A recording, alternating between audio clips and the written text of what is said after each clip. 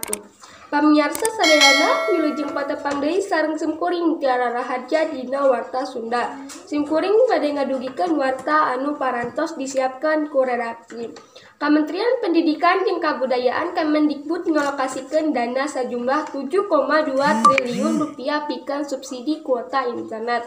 Siswa, guru, mahasiswa jeung dosen salila 4 bulan kaharep. Mimiti September nepi ka Desember 2020. Rencanana siswa bakal menang 35 GB unggah bulan, guru bakal menang 42 GB unggah bulan, mahasiswa jeung dosen 50 GB unggah bulan. Salian ti eta, Kemendikbud oge ngalokasikeun dana sajumlah 1,7 triliun rupiah.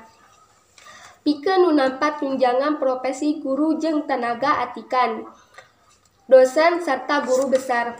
Kementerian Pendidikan jeung Kabudayaan Nadiem Makarim natelakeun yen tarekah ieu dilakukan lantaran ayana pamundut ti mayoritas masyarakat anu ngawruh waragat kuota internet dina ngaakses pembelajaran jarak jauh. Pamirsa mung sakitu nu kupihatur, wilujeng patepang deui dina warta nu bakal dongkap.